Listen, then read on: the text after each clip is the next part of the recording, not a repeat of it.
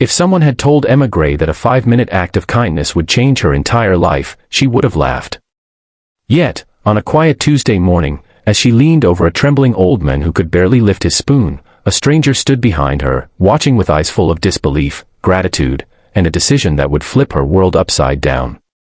If this story touched your heart, show your love, like, share, and comment your thoughts. Emma Gray had worked at Pinewood Diner for 3 years, long enough to memorize the quirks of every regular customer. But the old man who began visiting 2 months ago, Mr. Walter Hale, was different. He always entered slowly, leaning heavily on his wooden cane, shoulders weighed down not just by age but by years of loneliness. He never asked for much, just oatmeal with honey and a cup of warm tea.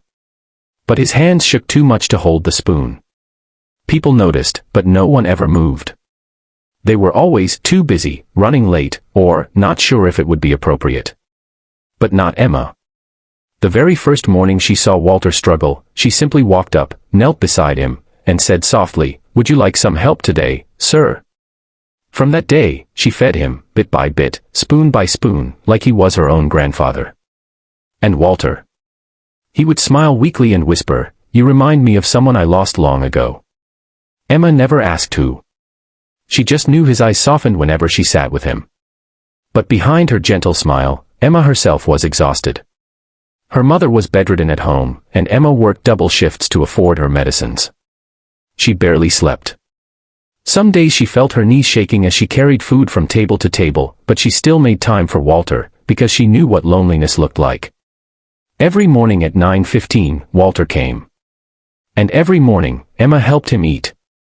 One morning, Walter seemed weaker than usual. His breathing was shallow, and his fingers twitched uncontrollably. Emma gently placed her hand on his shoulder. "Are you okay? Should I call someone?" Walter shook his head. "I'm just tired today. But I wanted to see you." His voice cracked, and for a moment, Emma forgot the world around her. She pulled up a chair beside him, fed him slowly, patiently. People passing by smiled politely, yet none truly saw what was happening between them, the quiet, human connection in a noisy world. Then the bell above the diner door rang. Emma didn't look up. She focused on holding Walter's trembling hand steady, whispering, "There you go, one more bite." The footsteps approaching were firm, expensive, confident, very unlike the usual diner crowd. The scent of designer cologne cut through the aroma of pancakes and coffee. Finally, a deep voice said, "Excuse me, what exactly are you doing?" Emma turned. A tall man in a charcoal suit stood there.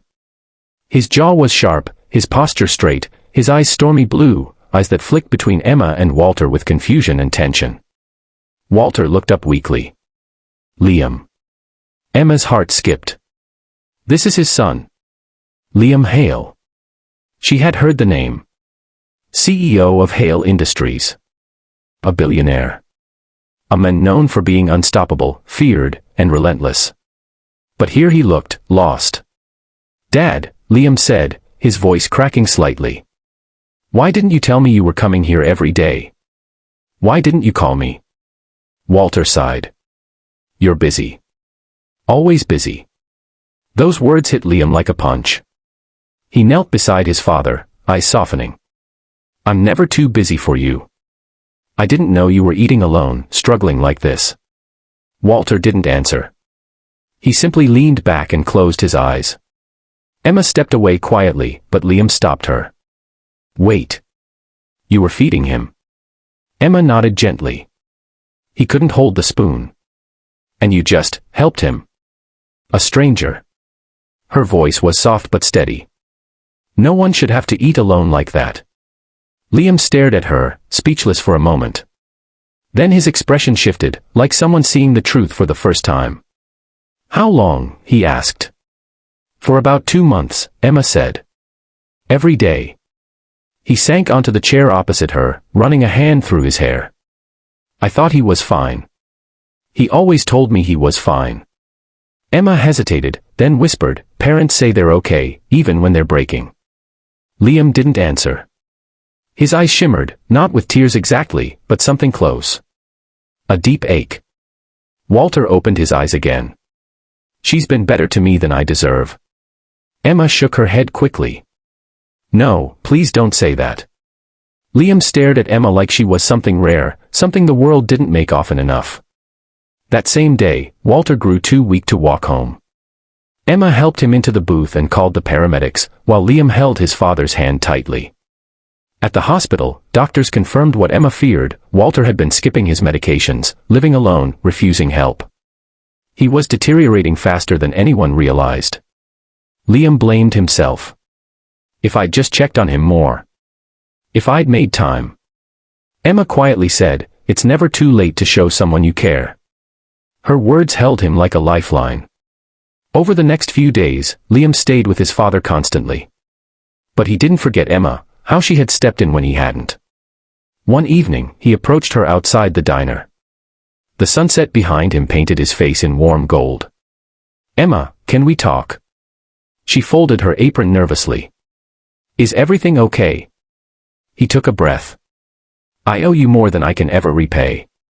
"You owe me nothing," she said gently. "I did what anyone should do."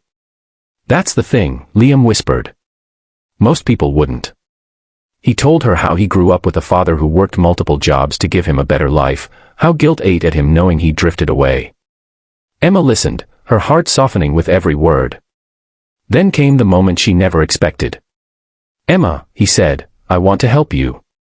I don't know what you're going through, but I can tell something's weighing on you. Let me support you the way you supported my father." Emma shook her head quickly. "I'm not looking for money or favors."